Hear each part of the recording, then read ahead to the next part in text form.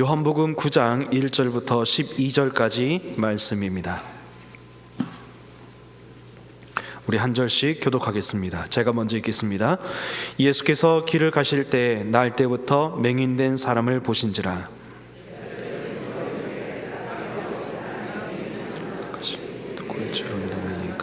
자기니까 그의 부모이니까.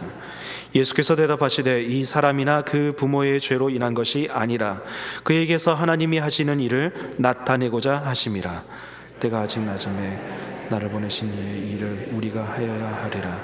밤이 오리니 그때는 아무도 일할 수 없느니라. 내가 세상에 있는 동안에는 세상의 빛이로라. 이 말씀을 하시고 땅에 침을 뱉어 진흙을 기어 그 일을 하시고 이르시되 실로암 못에 가서 씻으라 하시니 실로암은 번역하면 보냄을 받았다는 뜻이라. 이에 가서 씻고 밝은 눈으로 왔더라. 이웃 사람들과 전에 그가 거리는 것을 보았던 사람들이 이르되 이는 앉아서 구걸하는 자가 아니냐. 어떤 사람은 그 사람이라 하며 어떤 사람은 아니라 그와 비슷하다 하거늘 자기 말은 내가 그러하니 그들이 묻되 그러면 그들이 어떻게 떠졌느냐. 대답하되 예수라 하는 그 사람이 진흙을 이겨 내 눈에 바르고 나더러 실로암에 가서 씻으라 하기에 가서 씻었더니 보게 되었더라. 그들이 이르되 그가 어디 있느냐 이르되 알지 못하노라 하니라. 아멘. 할렐루야. 2025년 평안하여 든든히 서가는 교회라는 표어처럼 든든하게 또 평안하게 자라나는 저와 여러분 되시기를 축원합니다. 우리 앞뒤좌우로 인사 나누겠습니다. 평안하십니까? 나무꾼이 나무를 하다가 호랑이를 만났대요. 나무 하다가 호랑이를 만나니까 산에서 갈 데가 없습니다. 그래서 나무 위로 올라가서 가지에 매달렸습니다. 근데 그 가지가 물을 먹어서 상한 가지였던 거예요. 그래서 곧 부러졌습니다. 그래서 감사하게도 그 사람은 떨어졌는데 호랑이 등에 떨어졌습니다. 그러면은 호랑이에게서 내려와야 될까요? 매달려 있어야 될까요? 당연히 매달려 있어야 되죠. 그래서 매달려 있고 호랑이는 떨어지라고 막 등으로 움직이고 앞으로 뛰어갑니다. 그래서 산을 뺑뺑 돌다가 산 비탈을 향해 내려오는 일촉즉발의 상황. 그 나무꾼은 이제 나는 이걸 놓치면 죽는다는 아주 어려운 상황인데 그것을 먼 발치에서 산 중턱에서 농사를 짓던 농부가 바라보며 이야기합니다. 아이고 내 팔자야, 나는 평생 농사 짓고 있는데 저 사람은 호랑이를 타고 다니네. 여러분 평안하십니까? 모두가 평안을 원하지만 정작 이 시대는 우울의 시대라고 말합니다. 젊은 세대가 아무리 노력해도 지금의 현실이 바뀌지 않을 것 같아서 미래를 포기하는 시대, 발생한 문제로 인해서 좌절하고 절망에 빠지는 시대라고 합니다. SNS나 여러 가지 매체 등으로 다른 사람들을 평가하고 비판하는 시대, 타인과 자신을 비교하면서 상처받고 평안을 누리지 못하는 시대가 지금 이 21세기 기술이 발달된 시대라고 합니다. 그런데 모든 사람에게는 이렇게 태어나면서부터 가지고 있는 자신의 약점, 그리고 인생을 살아가며 생기는 인생의 여러 가지 고난들이 계속해서 찾아옵니다. 그럼 우리의 인생은 평안이 절대 없는 것일까요? 도대체 우리 삶에 평안을 누리는 길은 무엇일까요? 그 정답이 있습니까? 정답이 있습니다. 바로 우리 예수님입니다. 이 예수님을 만났을 때 우리 인생이 변화될 줄로 믿습니다. 예수님은 우리에게 어떤 은혜를 베푸실까요? 오늘 본문을 통해서 살펴보도록 하겠습니다. 예수님은 우리에게 어떤 은혜를 베푸실까요? 오늘 1절 보니까 예수님께서 길을 가시면서 나면서부터 맹인된 사람, 태어나면서부터 맹인이었던 사람을 보고 계십니다. 그 사람은 평생 눈이 보이지 않았습니다. 그래서 8절에서 말씀하듯이 거린으로 거지가 되어서 동냥하며 살았습니다. 한 푼 줍쇼, 한 푼 줍쇼, 저는 앞이 보이지 않습니다. 저를 불쌍히 여겨주세요 라며 구걸하며 살아갔습니다.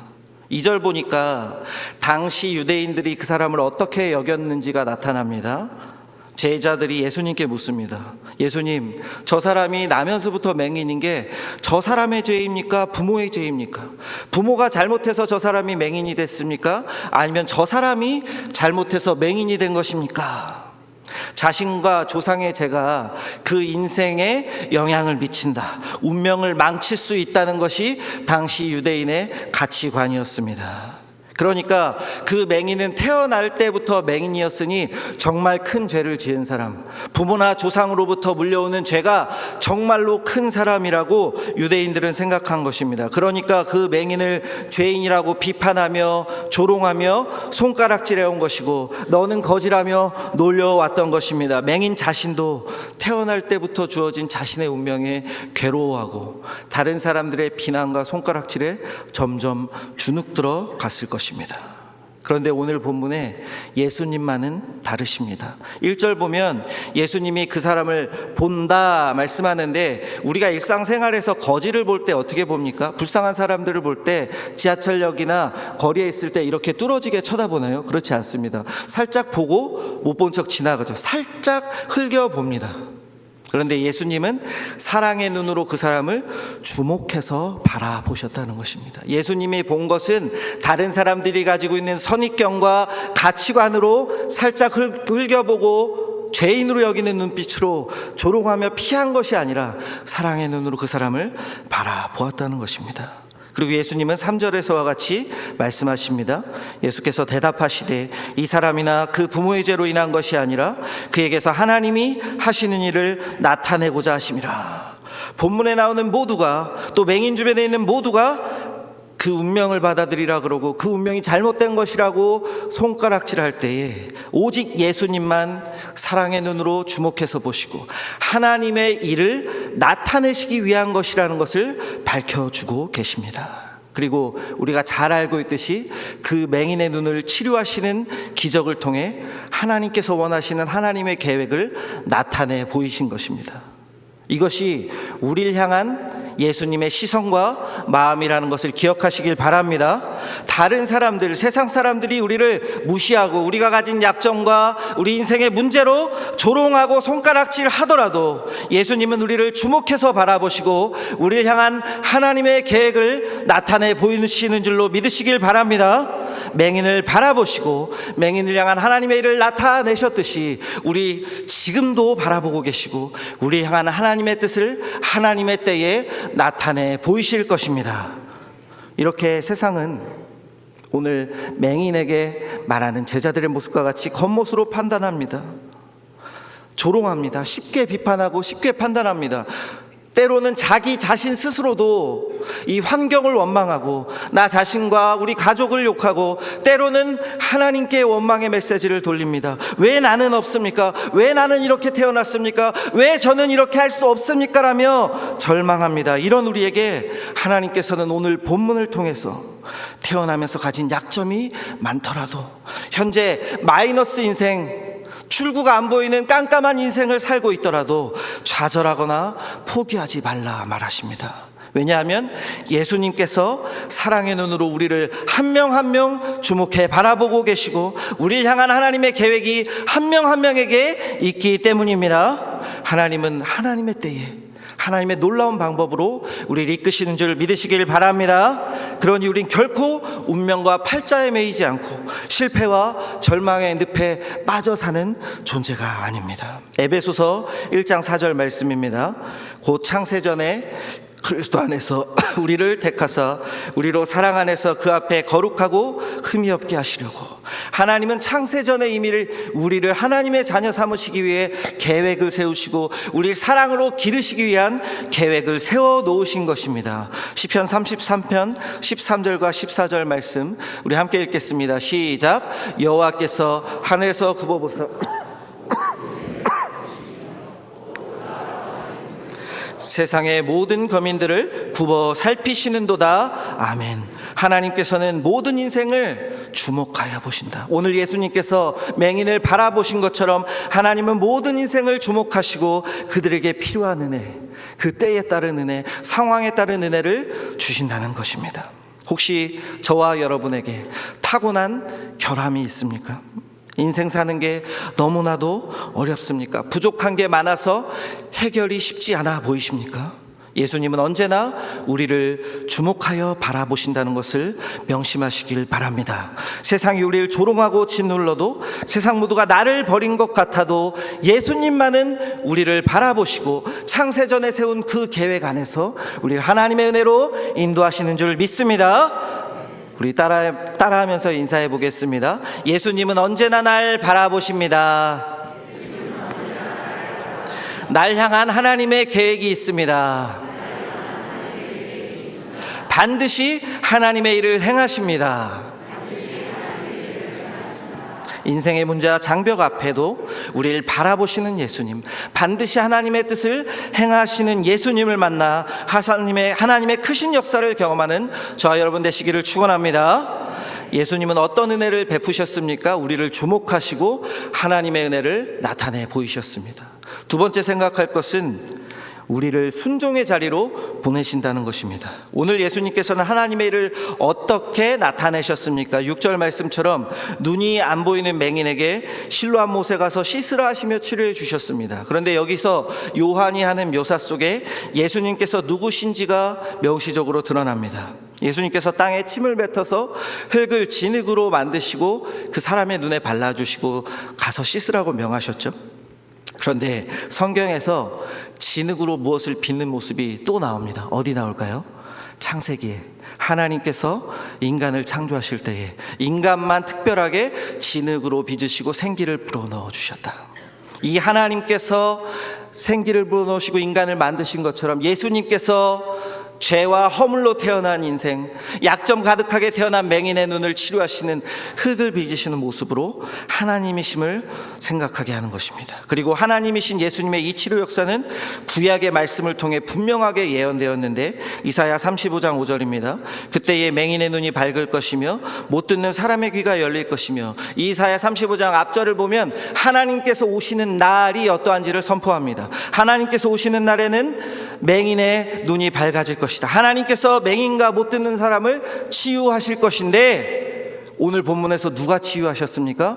바로 예수님. 그러니 예수님께서 구약에서 약속된 하나님, 메시아, 약속된 그분이라는 것을 요한이 지금 알게 하는 것이고, 오늘 맹인 스스로도 본문 이후의 부분에서 하나님께서 말씀하셨듯이 자기의 눈을 치료하신 이분이 하나님께서 보내주신 분이라고 고백하고 있는 것입니다. 우리는 어려움을 만나거나 문제에 부딪히면 어떻게든지 해결해 보려고 돈이나 인맥이나 기술이나 인터넷 등의 방법을 찾고 해결을 위해 노력합니다. 하지만 그것은 진정한 해결책이 아니죠.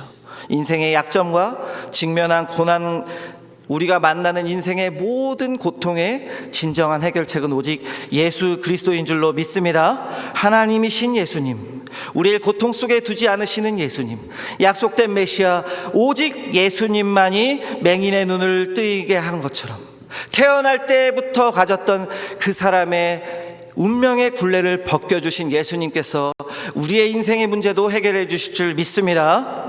한 가지 더 집중해야 될 것은 하나님이신 이 예수님께서 어떻게 치료해 주셨냐는 겁니다. 하나님이신 예수님이시기 때문에 말씀으로, 능력으로 단번에 치유하실 수 있었습니다. 그런데 오늘 예수님께서는 실로암 못에 가서 씻으라, 그 맹인을 그냥 단번에 치료하지 않으시고 실로암 못에 가서 씻으라고 명하십니다.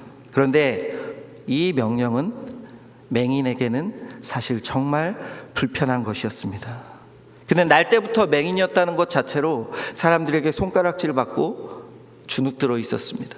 그러니 당연히 주목받기 싫어했겠죠. 그런데 눈에 진흙을 바르고 사람이 걸어가면 눈에 띌까요, 안 띌까요? 너무나도 눈에 띕니다. 그런데 고고학적인 조사를 보면 성전에서 실로암까지의 고저차, 높이 차이가 100m 정도가 된다고 합니다. 그리고 그 올라갔다 내려가는 계단이 150개에서 180여 개가 있었다.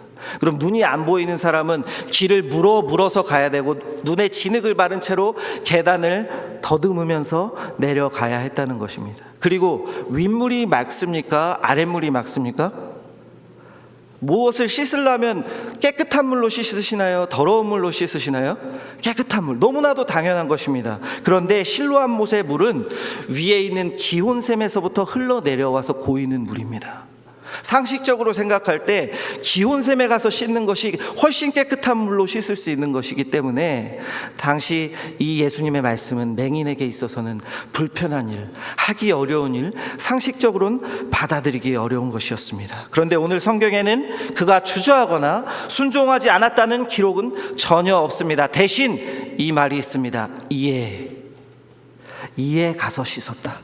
예수께서 말씀하시니 그대로 하였다. 예수님께서 말씀하셨기에 가서 씻었다는 말씀이 적혀 있는 것입니다. 7절 하반절입니다. 이에 가서 씻고 밝은 눈으로 왔더라. 예수님이 가서 씻으라 하시니 이에 그대로 가서 씻고 밝은 눈으로 씻었고 밝은 눈으로 뜨였다는 것을 우리는 기억해야 됩니다.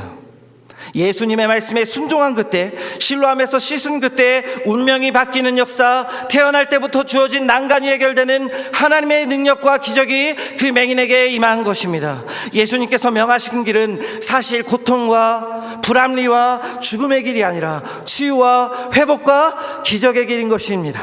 이처럼 우리는 예수님께서 문제 해결을 위해서 기적이 임하는 곳 실로암으로 가라 명하셨다는 것을 가슴 깊이 간직해야 됩니다. 우리는 인생의 난관과 운명의 굴레를 예수님께 기도할 때 즉시 바꿔주시기를 원하지만 때때로 예수님은 오늘 본문 말씀처럼 나의 이성과 계산이 통하지 않는 길, 험한 길, 정말 찾아갈 때 사람들 눈에 띄고 정말 안타까운 길, 가기 싫은 길, 정말 불편한 순종의 길로 때때로 가라고 명할 때가 있다는 것입니다. 그리고 결국 하나님 말씀에 순종할 그때 사막에 광을 내시고 광야에 길을 내시는 하나님만의 기적을 보이시는 것입니다. 우리의 순종을 통해 우리 인생의 문제, 우리 운명의 굴레가 해결되는 하나님의 역사를 펼치신다는 것을 믿으시길 바랍니다. 성경에는 이런 하나님 말씀에 순종함으로 인해서 기적과 하나님의 쓰임을 받은 사람들이 너무나 많이 나옵니다. 홍수가 언제 올지 몰랐지만 120년 동안 묵묵하게 배를 만든 노아, 나아갈 길을 알지 못했지만 순종으로 본토지척 아비집을 떠난 아브라함, 밤새도록 고기를 못 잡았지만 예수님의 말씀대로 그물을 내려서 고기를 많이 잡은 베드로, 고난과 핍박 속에서도 예수님의 증인, 땅끝까지 가서 내 증인이 되리란 말씀에 순종하여 예수님을 전하고 순교당한, 하지만 하나님의 나라를 세워나가고 교회를 세운 12 사도와 초대교회 성도들, 이들의 순종 앞에, 하나님의 말씀에 대한 순종 앞에 하나님의 기적과 하나님의 역사가 임했다는 것을 우리는 알고 있습니다. 그런데 지금 이 시간, 아니 과거의 어느 시점부터 지금까지 하나님께서 우리에게 명하셨는데 우리가 버티고 있는 명령, 우리가 너무나도 불편해서 순종하기 어려워하는 그 말씀은 도대체 무엇입니까? 내가 불편하고 내가 하기 싫어도 내 머리론 이해가 안 되어도 오늘 말씀대로 예수님께서 명하시니 이에 있는 그대로 행하는 저와 여러분 되길 원합니다.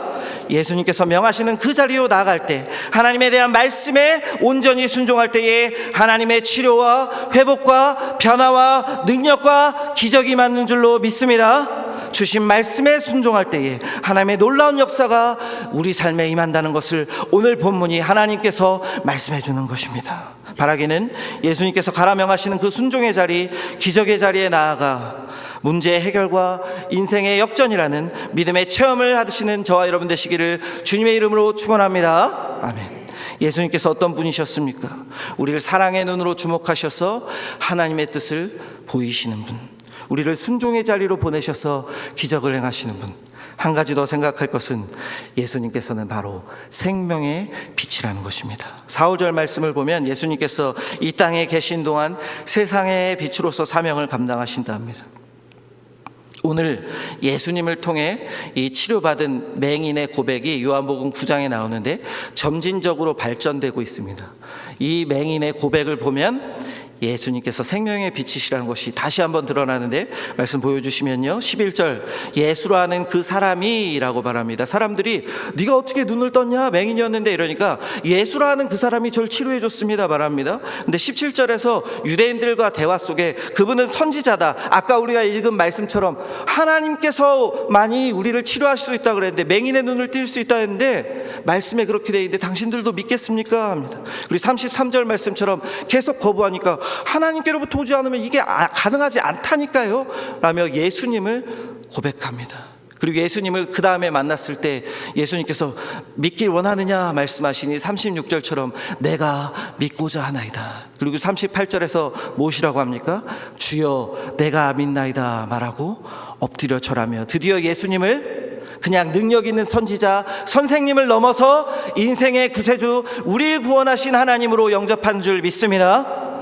맹인은 예수님을 만나 영원한 죄의 문제, 진정한 운명의 문제가 해결된 것입니다. 맹인이었던 자의 육체의 눈뿐만 아니라 영의 눈이 뜨여져 예수님을 구주로 영접하는 놀라운 역사가 임한 것이죠.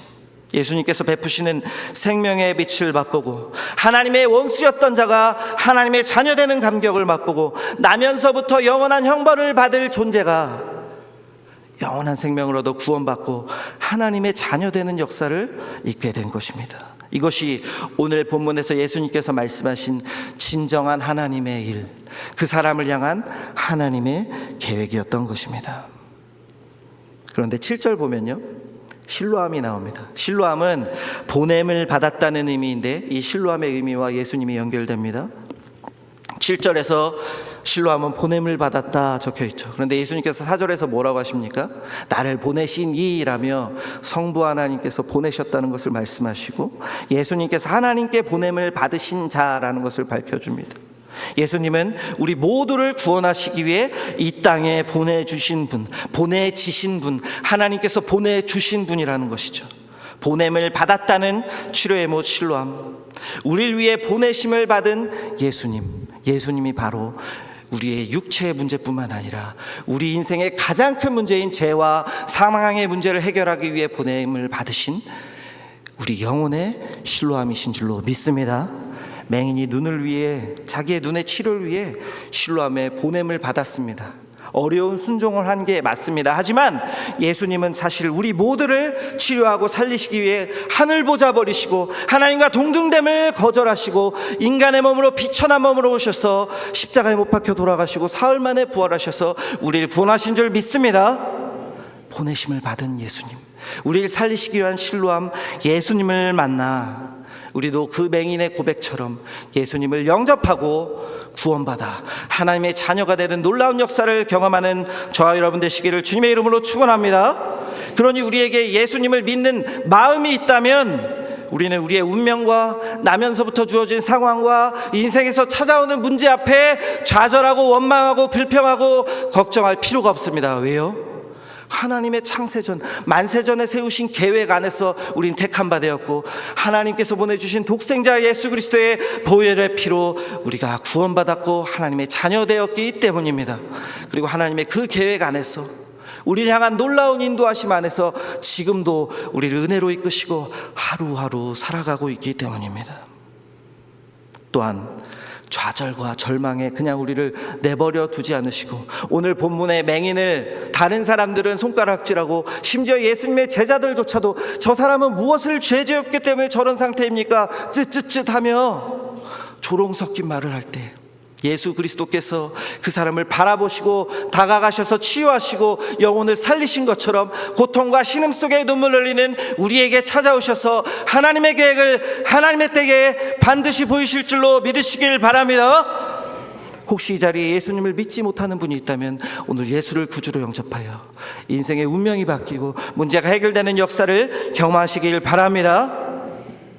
그리고 오늘 주보에게 들어있었죠. 혹시 우리가 지금 이 시간 생각나는 사람, 사랑하는 이들, 내가 구원하길 원하는 사람, 복음을 받았으면 좋겠다, 예수님을 만나서 운명이 바뀌었다 생각나는 사람이 있다면 주저 말고 적으시고 작정하여 사람을 살리는 예수님의 사역에 동참하시길 바랍니다. 그리고 예수님을 이미 믿으신다면 나에겐 이미 믿음이 있습니다, 나는 이미 예수님을 구주로 고백하고 있습니다 라고 하시는 분이 있다면 너무나도 감사합니다. 하지만 인생의 역경 중에도 운명의 문제 속에도 좌절과 고통 속에 살지 마시고 담대함과 평안함을 누리며 살아가는 저와 여러분 되시기를 바랍니다. 우리에게 타고난 연약함이 있더라도 인생에 문제가 많더라도 사람들은 손가락질하지만 하나님 안에서 우리는 가장 존귀한 자, 예수님의 목숨, 독생자의 목숨을 주시면서까지 살려야 될 가치 있는 존재이기 때문에 우리는 당당함과 평안함으로 살아야 할 줄로 믿습니다. 우리는 운명과 문제에 더 이상 속박된 존재가 아니라 예수님의 보혈로 풀려나 자유와 생명과 희락과 기쁨으로 살아가야 되는 존재인 것입니다. 바라기는 생명의 빛을 비추시는 예수님을 만나 구원받고 하나님과 온전히 동행하며 살아가는 저와 여러분 되시기를 주님의 이름으로 축원합니다. 타고난 약점, 인생의 풍파 속에 우리는 예수님을 만나야 합니다. 예수님은 어떤 분이었습니까? 고통 속에 신음하는 우리를 주목하여 보시고 하나님의 일을 나타내 보이시는 분, 우리에게 순종의 자리를 명하셔서 하나님의 놀라운 기적을 베푸시는 분, 또한 생명의 빛을 비추시어 하나님만이 주실 수 있는 영생과 기쁨과 희락을 주시는 분이었습니다. 타고난 운명 탓을 하고 계십니까? 약점과 부족함으로 비난받으시고 조롱받고 계십니까? 인생의 문제 도저히 해결 안 되는 환경에 좌절하고 눈물 흘리고 계십니까? 우리를 위해 이 땅에 보내신 받은 예수 그리스도를 만나시길 바랍니다. 예수님을 만나고 예수님 말씀에 순종할 때에 나 자신은 물론 주변 사람 모두가 하나님의 살아계심을 인정할 수밖에 없는 하나님의 놀라운 역사를 경험하게 될 것입니다. 오직 하나님만 주실 수 있는 회복과 치유와 생명을 만끽하며 살게 될 줄로 믿습니다. 바라기는 우리를 주목하시어 하나님의 계획을 나타내시는 예수님, 인생의 난간을 해결하시어 기쁨과 희락을 주시는 예수님, 생명의 빛을 비추시어 영생을 주시는 예수님, 그 역전의 하나님을 만나시어 명하신 말씀에 순종함으로 하나님의 놀라운 운명을 변화시키는 은혜를 경험하시고 예수님을 구주로 삼아 하나님의 자녀가 되는 놀라운 역사를 체험하고 더 이상 좌절과 고통과 눈물이 아니라 기쁨과 희락과 감사와 평안과 생명을 누리며 살아가는 저와 여러분 되시기를 주님의 이름으로 축원합니다. 마지막으로 한 번 더 여러분들에게 설교 초입에 드렸던 질문을 드리며 설교를 마칩니다. 여러분은 평안하십니까? 다 같이 기도하겠습니다. 사랑의 하나님 아버지, 감사합니다. 만세전부터 우리를 택해 주셔서 하나님의 자녀 삼아 주시고 하나님만이 주실 수 있는 놀라운 은혜를 우리에게 허락해 주심에 감사드립니다. 하지만 세상은, 또 우리의 연약한 마음은, 우리의 어려운 환경은 우리를 좌절하게 하고 넘어지게 하오니 실로암이신 예수 그리스도님만 바라보며 예수 그리스도께서 베풀어 주시는 놀라운 은혜를 맛보며 살아가는 평안을 누리는 우리 될 수 있도록 우리의 마음과 생각을 지켜보아여 주시옵소서. 또한 우리 안에 지금 예수님께서 주시는 함께 구원받아야 될 대상이 생각난다면 결단하게 하시고 함께 복음을 전하여 그들 또한 평안을 누리며 살아가는 귀한 역사 허락하여 주시옵소서. 감사드리며 우리 주 예수 그리스도의 이름으로 기도드렸습니다. 아멘.